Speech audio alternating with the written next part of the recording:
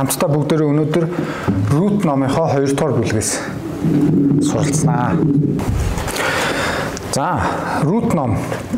Энэ бол нэгэн харь нутагт цаачилж очсон Юдагийн Бэтлехемээс гаралтай гэр бүлийн түүх. За, тэгээд түүх маань үргэлжлэхдээ бол ганцаараа үр хөвдгөө хан ижлгөө болсон ганцаараа үлдсэн Номи гэд эмэгтэй тухай. За түүнд туслахаар түүнд Номитай хамт байхаар их нутагт нь хамт буцаж байгаа Рут гэд бүсгүй тухай өвлөдөг юм сайхан хуучин гэрээний бол хамгийн тийм гэгээлэг номнуудын нэг.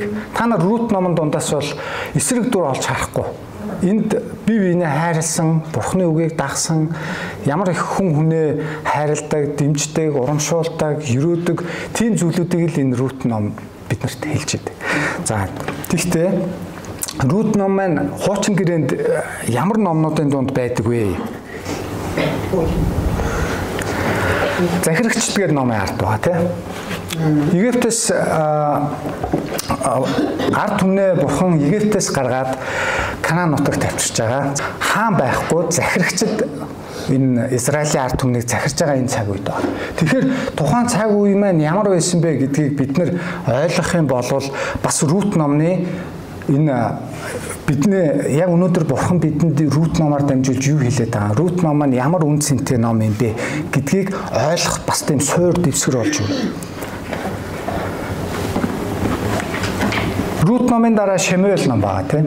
Тэгэхээр энэ та нараа ер нь бид нар бол захирагчид 1-р Шамуэль номуудыг бол бүгднийг үзсэн шүү дээ. Тэнд бол Израилийн ард түмний хөрш орнуудтайгаа байцсан тий Бурхны үгэнд дуулууртай байсан үе Бурхны үгнээс үгэнд дуулуургүй байгаад харь хөрш орнуудаа эзлэгдэж байгаа зовж байгаа тийм их маш олон тийм хүчирхийлэлтэй бас тийм Бурхны үгэнд дуулуургүй түүхэд яваад байгаа. Тэрэн дунд энэ Рут номыг хийж өгснөөрөө бас Бурхан уншигчдыг түр тайвшруулад өөрийнхөө бас нэгүсэл хүмүүсийн бас сайн сайхныг харуулахын тулд Рут номыг яг энэ захирагчд болон Шамуэль номын голд хийж өгсөн. Тэгэхээр цаг хугацааны хувьд ч гэсэн Рутийн энэ түүх бол захирагчдын түүхэнд явж байгаа. За тэгвэл энэ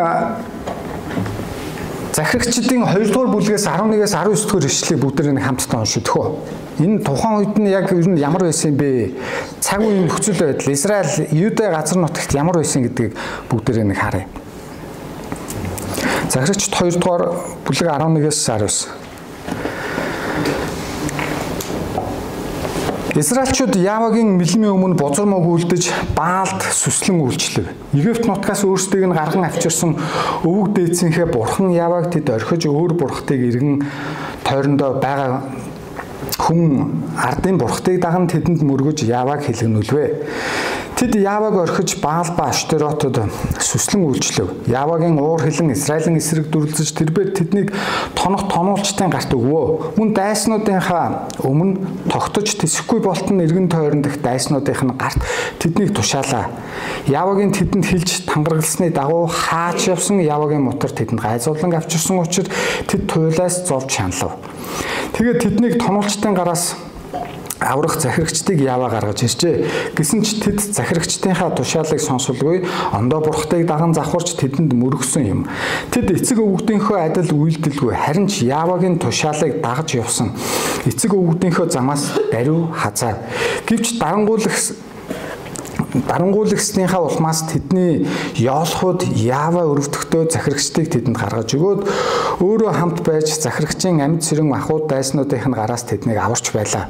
Гэтэл тэд захирагчийг өөд болсны дараа буцаж иргэн ондоо бурхтыг даган тэдэнд сүслэн үйлчилж шүтэж мөргснөөрөө эцэг өвгдөөсөө ч илүү завхарцгаажээ. Тэд харш үйл тэрс явдлаа юур орхисонгүй гэсэн байна.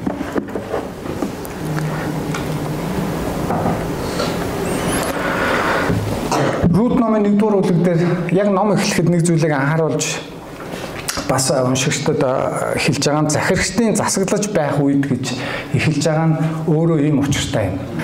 Тухайн Бэтлехэм болон Израиль Юдэ газар нутагт ямар байсан бэ гэж. Тэгэхээр Бурхан болвол Израилийн хаан өөрөө хуулийг нь амьдрах газар нутгийг бүх зүйлийг нь бэлдээд та нар миний үгэнд дуулууртай миний хууль завраар амьдрах юм бол та нар хөгжин дэвшнэ, хүчрэх болно. Ариун байна. Бурханы ард түмэн байна гэж яхад. Харин тэд яасан вэ? Хөрш орныхоо хиймэл шүтэнүүдийг өөр бурхтыг дагаж завхарч Бурханы үгэнд дуулуургүй байснаасаа гин дунж бас Бурханаар шийтгэж байгаа. За тэгээд Бурхан өөрийнхөө ард түмнийг тэр зовж шаналж байгаа яолж байгааг нь хараад өрөвдөд бас нэг захирагчдыг гаргаж иж тавьдаг. Тэр үед эргээл Бурхандаа ярьдаг. За Бурхан минь биднийг аврааж хамгаалаач дахиж таны үгнээс гарахгүй гэдэг. За тэгээд өөрийнхөө ард түмнийг Бурхан авчираад захирагчийг гаргаж ирээд амар тайван боллоо. Эргээл нөгөө бурхт руу явдаг. Нөгөө хөрс зэрэгэлдээ хүмүүсийнхаа соёл, уламжлал тэр зүйлөө холилдоод албалт. Яг ийм дараалсан, давтагдсан ийм үйл явц яг захирагч номонд бол ялангуяа ингэж үргэлжилж байгаа түүхэн донд. Харин энэ түүхэн донд тууштай бурхныг дагдаг, бие биенээ хайрладаг, эзний үгээр амьдардаг Рут за Номи ялангуяа бооз шиг хүмүүс энэ ард түмэн донд байсан шүү гэдгийг харуулж байгаа. Бас боозоор дамжуулж эн чинь бол Матай номын Иесусийн удмын бичигт орсон бооз тий. Энэ чинь Давидын өвөг эцэг байхгүй юу? Тэгэхээр Бурхан өөрийнхөө ард түмнээр дамжуулж бүх энэ дэлхийн хүн төрлөختнийг авралын ажил тэнд явуулж байгаа гэдгийг бас Бурхан харуулж байгаа. За ийм түүх ахнаа. Тэгээд өнгөрсөн бүтэн сайнд төмрөө ахлагч маань нэг үгийн тухай нэлээ тайлбарлаж хэлсэн шүү дээ. Гол гаргах гэдэг тийм. Гол гаргах гэдэг бол одоо бид нэр үгийн утгыг бол маш сайн ойлголоо. Тийм. Хүний юм болоо юмыг гол гаргачих юм бол авахд хэцүү тийм. Тэрийг бас монголчууд нэлээд буруу утгаар өгдөг. За миний нэг аваад гол гаргачлаа дахиж олдохгүй хаа гэж. Тэгээд тэрнтэй би яг өнгөрсөн 7 хоногт энэ зүйлийг бодож байгаа нөгөө гол орно гэж бас нөгөө хүүхдүүд ярьдаг байсан тий. За нөгөөдөг чинь гол орчиж гээд байхгүй болчлоо гэдэг. Хүүхэд байхдаа би бол санаж байна. Бид нар ингээд эцэг их маань, эмээ өвөө маань бид нарыг өдөржингөө гэртээ бай, гэр орноо цэвэрэл усандаа яв тий. Цуснд гарсан байхад хөвчлэн тэгдэг. Хүүхдүүд бол ерөөсөө тэгдэггүй. Хайчдаггүй гэхээр цаагаа ууж аваад гол орчдөг тий. Тэгэл ерөөсөө өдөржингөө тэнд байж оройн нэг нар жаргахтаа уралдаж өссөн цангасан хүмүүс орж ирдэг. Тэгээ нөгөө айлын би одоо сандгийн тэр айлын эмээнэр ээж аав нар хүүхдүүдэд хачраа нөгөөдөл чинь гол орчиж. Гол орчиж. Тэр маань нөгөө алга болчих гэдэг үг одоо залуучуудын донд одоо ялангуяа 90-ад оны үед бол бидний донд байсан байхгүй. Нөгөөдөг чинь хайцсан бэ гэхээр гол орцсон байна гэдэг. Ер нь яг хөө энэ захирагчийн үеийн түүхийг харах юм бол ерөөсөө яг л юм. Бурхан дуудаад хамт бай. Чи надтай үргэлж хамт бай гэхэд л Бурханы ард түмэн тэр чигтээ явчихад байгаа байхгүй. Ерөөсөө ийм түүхэн нөхцөл байдал донд Рут номоор дамжуулж энэ Наоми, Бооз гэх хүмүүсийн түүхийг бидэнд хэлж байна. За тэгээд хамтдаа бүгдээрээ Рут номынхаа 2 дугаар бүлгийг уншъя.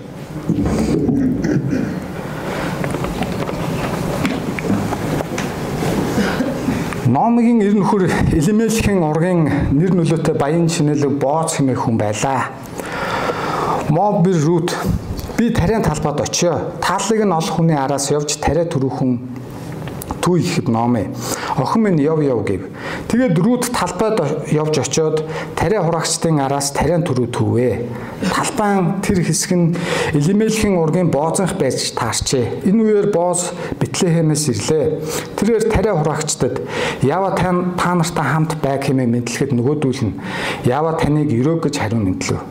Бооз тариа хураагчдыг хариуцагч даамлаасаа энэ хэнийхний бүсгүй вэ гэж асуухад даамал хариуд нь Мовын нутгаас Номи готоо ирсэн Мов бүсгүй. Тариа хураагчдын араас явж юужин дунд хаягдсан тариан түрэг түүж цуглуулж болох уу гэсэн юм. Тэгээд ирснээс хойш өглөөнөөс өдөө болтол бориу бохис хийсэнгүй. Саял нэг дотгош орж амсгэж байгаа нь энэ гэлээ. Тэгт нь Бооз Рутэд хандан. За охин минь сонсож бай. Өөр талбайгаас тариа түүхээр битгий яв.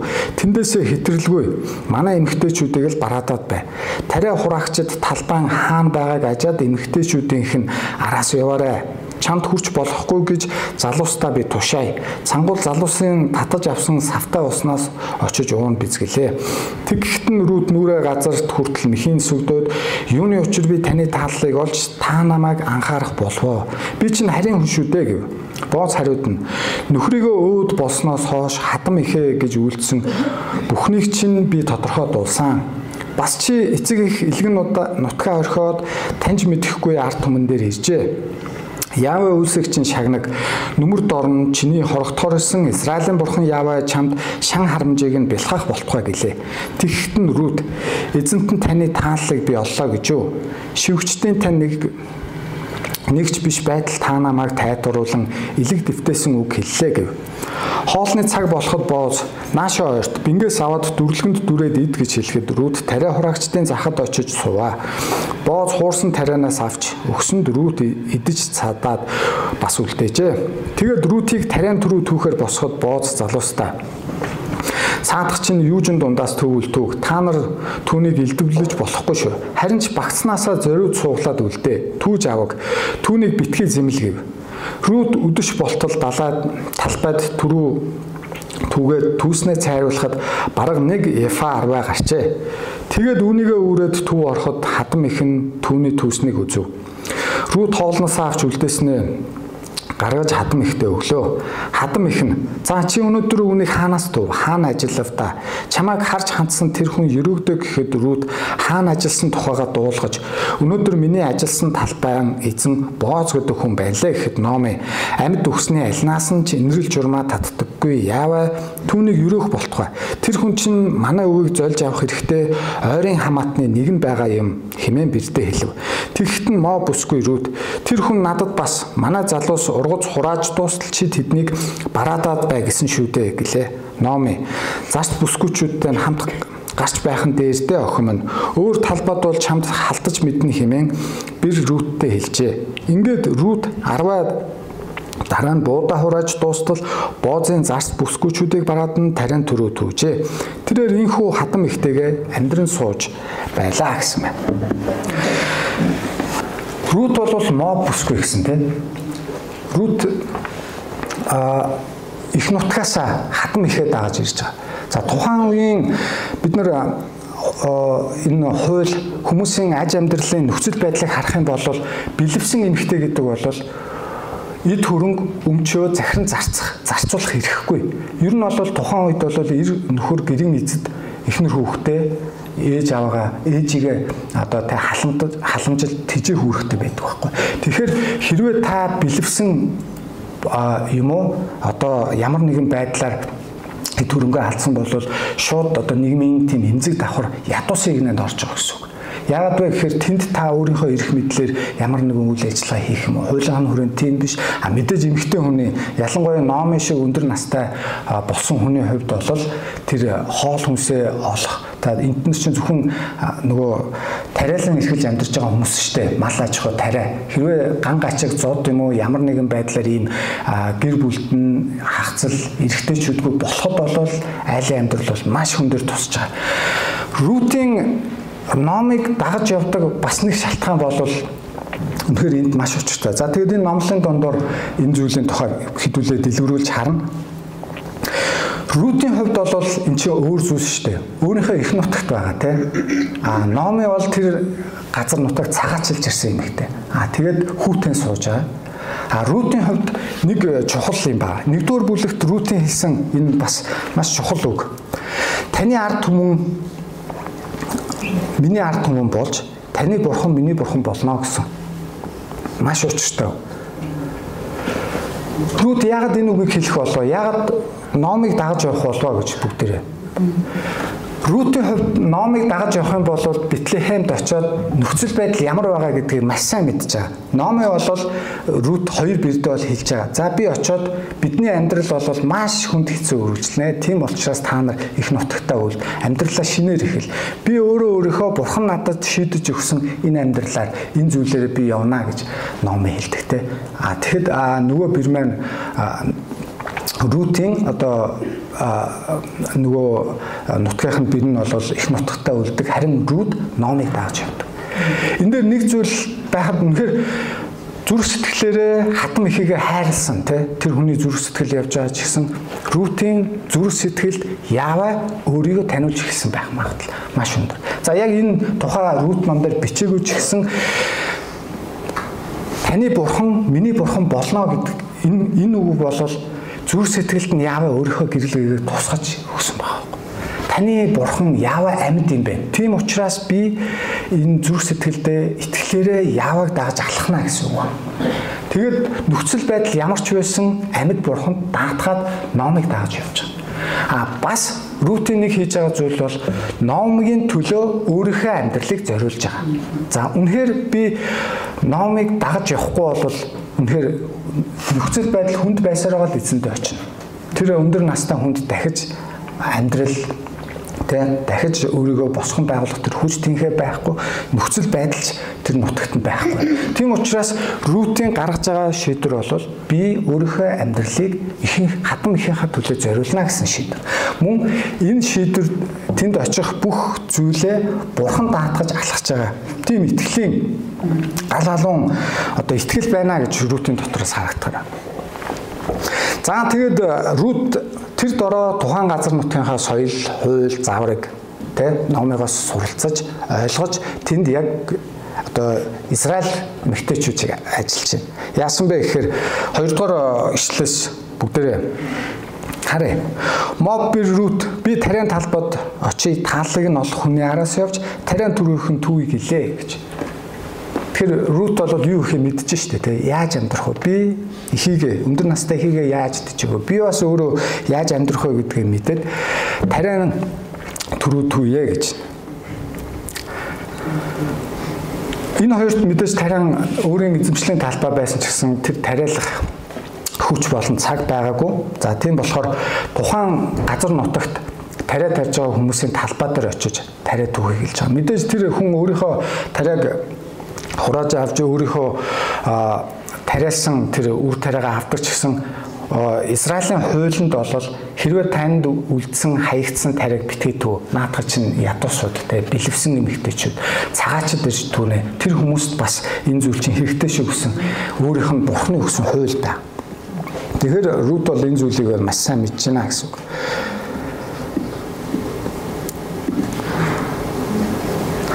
За тэгэд талбай дээр очиод тариа хурагчдын араас тариа түүш эхлэхэд энэ үед Бэтлехемээс Бооз ирж байгаа. За Бэтлехэм гэдэг бол Израиль Иерусалимаас холгүй жижигхэн хотхон гэж хэлэх юм уу? Хотл гэж хэлнэ л дээ. Гэхдээ маш их жижигхэн шүү дээ хүн амын хувьд. За тэгээд тэр Бэтлехемийг тойроод тэр орсон сууж байгаа хүмүүсийн тариан талбай тэнд байна. За тэгээд Бооз бол өөрийнхөө талбай дээр ирж байна. Боозог өөрийнхөө ажилчтайгаа болон залуучуудаа мэдлж байгаа байдлаас эхлүүлээд л бид нар эндээс нэг зүйлийг харж болно те. Яава та нартай хамт байг. Энэ бол өөрөө бурханд бүрэн найдсан, бурхнаар амьдралаа удирдуулж байгаа хүмүүсийг бас бурхан руу харуулж байгаа тийм сайхан өрөөлөөр мэдлж байна те. За нөгөө хүмүүс нь ч бас Яава таныг өрөх болтгой гэнэ. Бооз бас энэ дээр нэг Боозын зан чанар бол маш гэрхаа байна те. Ирээд л шууд энэ юу эмэгтэй вэ? Хиний эмэгтэй вэ? Рутыг хараад хэлж байгаа. За тэгтэл залуучууд нь бол энэ нөгөө Номыг дагаж ирсэн Рут гэдэг бүсгүй. Тэгэхээр Бэтлехемд Номыг болон Рутийн энэ түүх Рут Номын төлөө ямар сайн зүйл хийсэн бэ гэдгийг бол тэр нутаг даяараа бол ярьж ирсэн. Бүгд мэдчихсэн байна те. 6 дахь ишлэл дээр бүгдээрээ цаашаа харъя. Мовын нутгаас Номын готоо ирсэн моб бүсгүй тэр тариа хурагчдын араас явж юужин дунд хаягдсан тариан төрөг төд цуглуулж болох уу гэсэн юм а. Тэгээд ирснээс хойш өглөөнөөс өдөө болтол борив бохис хийсэнгүй. Сая л нэг юм дотгош орж амсгаж байна гэж. Рутийн ажил шиг байдал. Маш шаргуу ажиллаж байна. За тэгтэн Бооз Рутэд хандаж бас маш сайн зөвлөгөө өгж байгаа. Тэгэхээр эндээс бид нар Рут болон Бооз энэ хүмүүсийн өөрсдийнх нь тэр амьдралынх нь хэв маягаас суралцж болох сайн зан чанаруудыг хараасаа гэж хэлж байгаа. За тэгээд Бооз бол охин минь сонсож бай, өөр талбайгаас тариан түрүү түүхээр битгий яв. Яагаад вэ гэхээр энэ бид нар номлолын ихэнд уншлаас та захирагчдын үе. Зөвхөн энэ Бэтлехэм энэ Боозын Бурхныг дагдаг хүмүүс байгаа ч гэсэн нөхцөл байдал маш хэцүү. Израилийн ард түмэн бол гин нүгэлд бас хутгалж исэн, унж исэн үе учраас Рутэд аюул тулгуурлахгүй гэж Боозоос Рутэд анхаарал тавьж байгаа. Танихгүй шүү дээ. Тэгвэл түүний ихтэй юу хийснийг нь дуулсан. Басч. Тэгээд тэр ядарсан бүсгүй, цагаач бүсгийн хувьд Бооз тэр эмэгтэй тусалж зөвлөгөө өгж байна. Сайн зөвлөгөө өгж байна гэж байна. Эмэгтэйчүүдийг л бараадад байгаарай. Тариа хурагчид талбай хаан байна ажаад эмэгтэйчүүдийн араас яваарай. Рут магадгүй энэ зүйлийг мэдэхгүй байсан бах те. Нилээн ганцаараа захлаат ч юм уу. Энэ бүгдийг Бооз бол ажиглаж хараад түнд яаж ч энэ тариан талбай дээрээс тариа түүх вэ? Өөрийгөө яаж аюулгүй байлгах вэ гэдгийг бол Бооз анхааруулж сайн зөвлөгөө өгч байна гэж хэлж байна.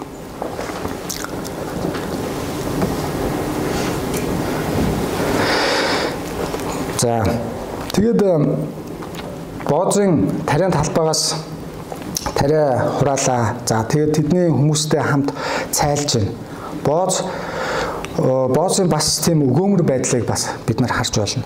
Өөрийнхөө залуучуудад Бооз бол Рутэд хандаж хэлж байгаа. Түүнд битгий муу хандаарай. Болж игэл та нар өөрсдийнхөө багцлсан тарианаас унгаагаарай. Энэ бол нэг ёсондоо Боозын өгөөмөр байдал.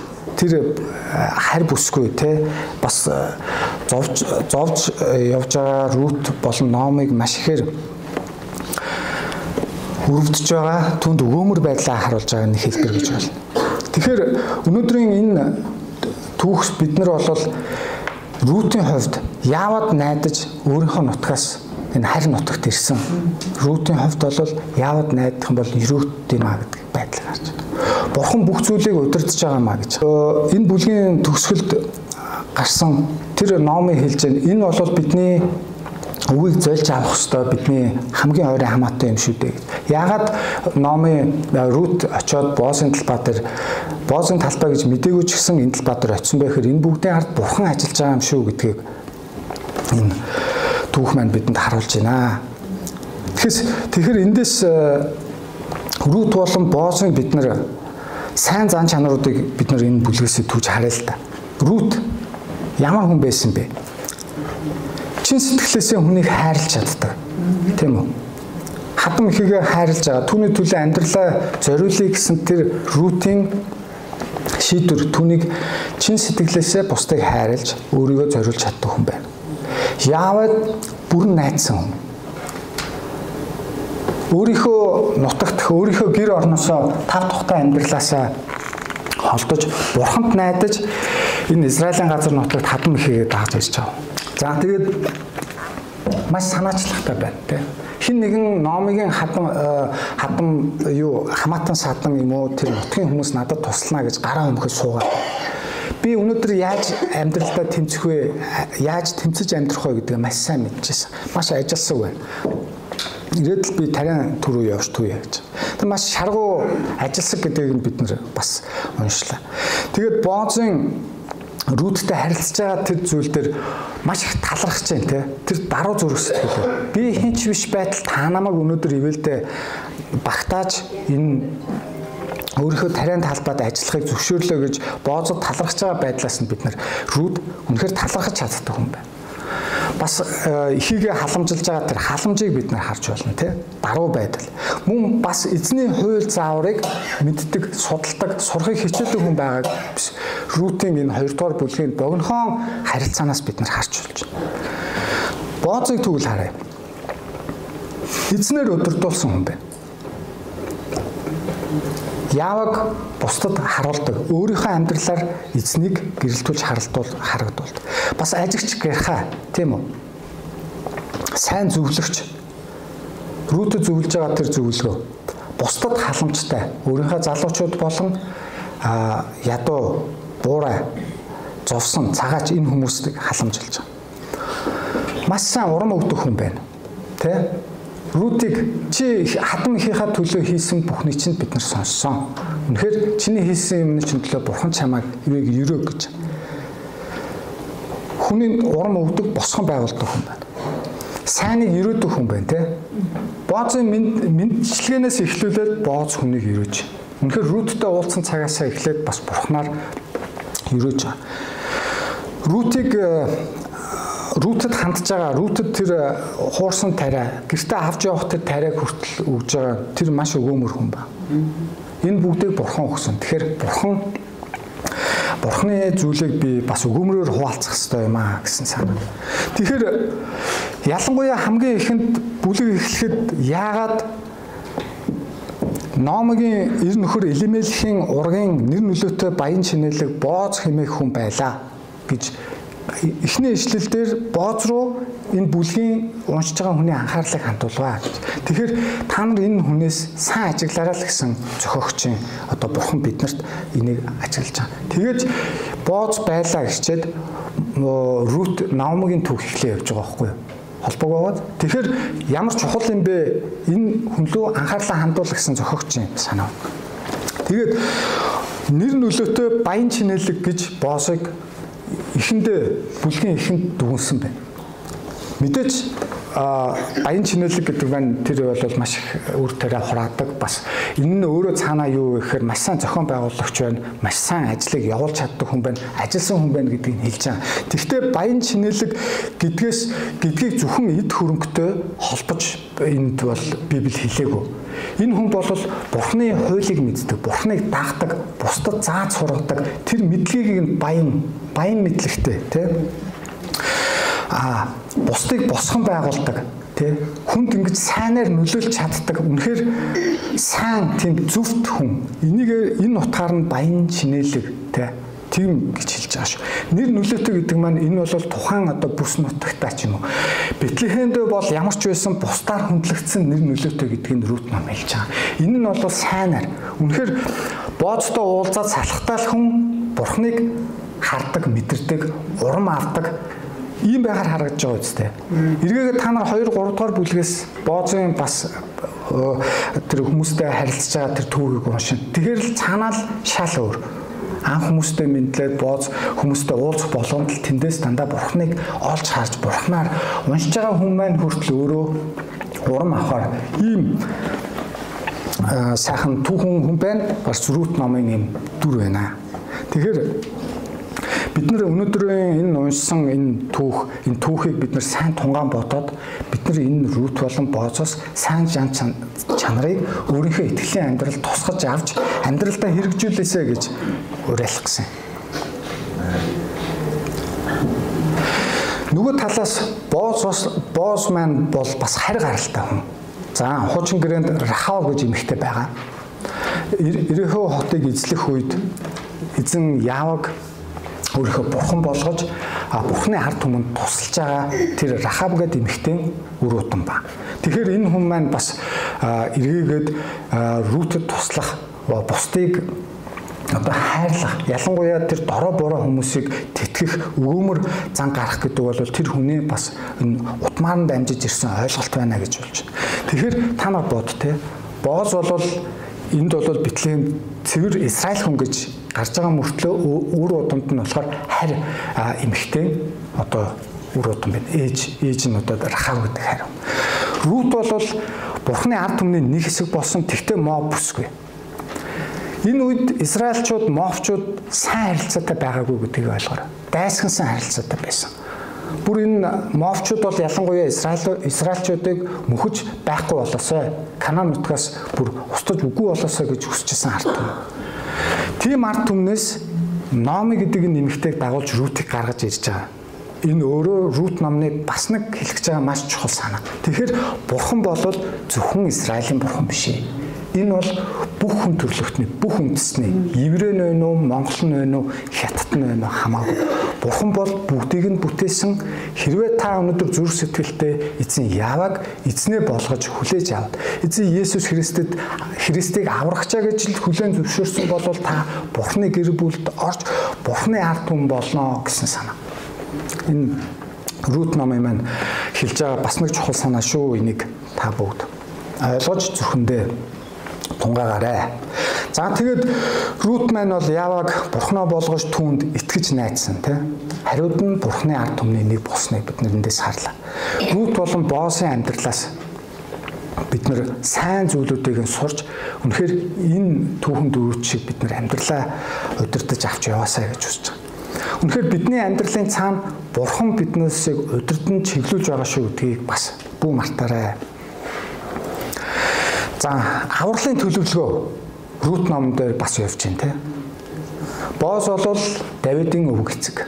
Энд захирагчдын хаад гарч ирэх гэж байгаа энэ үед ч гэсэн Бурхан өөрийнхөө ард түмнээр дамжуулж бүх дэлхийн хүмүүсийг авралынхаа ажлыг хийгээл байгаа.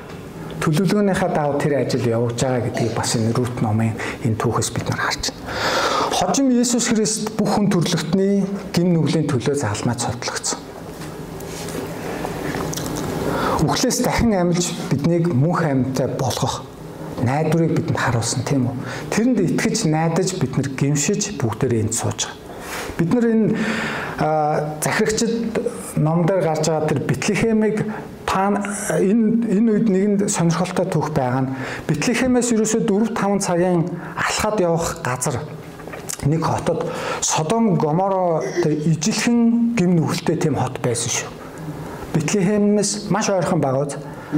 Тэгэхэд Бэтлехемд энд юу болж байна? Энд Бурхныг хайрладаг бас тийм цаг үеийн нөхцөл байдал тийм байсан ч гэсэн Бурхныг дагаж амьдарч тэнд гэрэл гэгээг түгээж амьдарч болд юм аа гэдэг энэ санаа бас явж байна. Тэгэхээр өнөөдөр бид нар нийгэмд гараад амьдарч байгаа. За мэдээж болохгүй бүтггүй зүйл маш их байна. Тэгвэл бид нар бас Бурхныг үнэхээр гэрэлтүүлж бид нартай уулзсан, бид нартай мэдлж ирсэн цагаас эхлүүлээд бид нар Бурхныг гэрэлтүүлж түүний зан чанарыг, сайн зан чанарыг харуулж тэ мөн чанарыг харуулж амьдрах боломж биднэрт бол бүрэн байгаа. Тэгж амьдраасаа ч гэж эзэн Есүс биднийг хүсдэг. Тийм ч учраас бид нар энд сууж бид нар хамтдаа энэ Рут номноос суралцж байна. Бид бол Бурханд найдахаар амьдралаа түүнд даатгахаар дуудагдсан хүмүүс. Үнэхээр Бурханд бид нар амьдралаа даатгаж түүний үгийн дагуу амьдарч эхэлсэн цагаас эхлүүлээд бидний амьдралын цаанд Бурхан ажиллаж байгаа шүү гэдгийг бүү мартаарай. Яваад найд та түүнд бүрэн итгэл найдвараа тавь. Тэгэх юм бол та өрөөгдөн. Өнөөдөр энэ түүх яг л ийм зүйлийг хэлж байгаа. Та итгэл найдвараа Бурханд тавь, таны амьдрал өрөөгднө. Амен. За бүгдээрээ хамтдаа залбираад өнөөдрийнхөө номлог дуусгая. Эзэн Бурхан минь танд маш их баярлалаа. Тэгэд өнөөдөр та энд сууж байгаа хүн нэг бүрийн зүрх сэтгэлд өөрийгөө улам илүүгээр нээж, өөрийгөө улам илүүгээр ойлгуулж өгөөрэй. Тэг эзэн минь өнөөдрийн Рут номноос суралцсан зүйлсийг амьдралдаа хэрэгжүүлж урам зоригтойгоор алхахад танд найдаж, таны өрөөгдсөн амьдралаар хүчтэй амьдрахад үргэлж эзэн Есүс та бидэнтэй хамт байгаарай гэж таны агуу нэрээр залбирanгуйж байна. Амен. За маш баярлалаа.